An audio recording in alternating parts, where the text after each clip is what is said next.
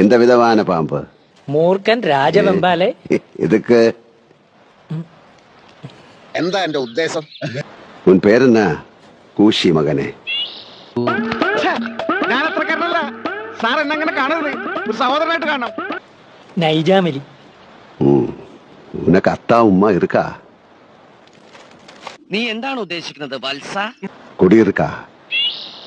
കിടയാത്. സ്ഥലം എവിടെയെന്ന് പറഞ്ഞ കുണ്ടന്നൂർ.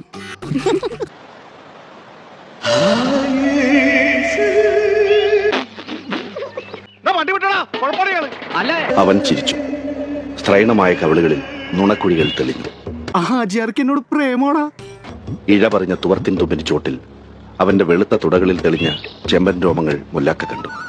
സാറിനല്ല അമ്മയും പെങ്ങളും സിസ്റ്റേഴ്സും. അല്ല മാത്തൂട്ടി, മുല്ലാക്ക അനിതര സാധാരണമായ ഭാവത്തോടെ നൈസാമലിയുടെ നേർക്ക് കൈനീട്ടി.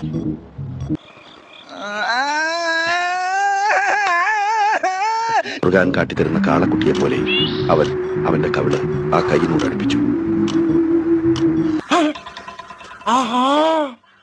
അവനാണ് ഈ കാമാന്തക, കാമപ്രാന്ത, കാമരാക്ഷസ, കാമപിശാച, കാമരാജ യൂണിവേഴ്സിറ്റി അണ്ടകടാക. மோசமான ஆள். நாங்க ரொம்ப கேவலமான ஆளு. கேவலமான ஆள்னா எந்த லெவலுக்கு இறங்கி அடிமட்ட வரைக்கும் போய் அலசுவோம்.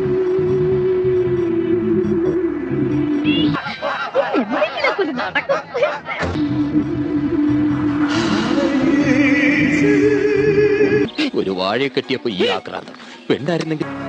നീ കൂടെ വാ. ഇങ്ങളെ പോലെ തൊടുത്ത സുന്ദര കുട്ടന്മാര് ഇങ്ങനെ പൊള്ളണ വെയിൽത്തിന്ന കറുത്തു പോകുന്നു.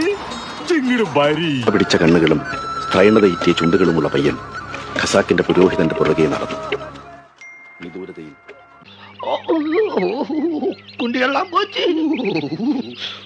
என்ன பொழப்பு இது? நம்ம வாழ்க்கை எதை நோக்கி பயணமா போய்கிட்டு இருக்குன்னே தெரியலையே.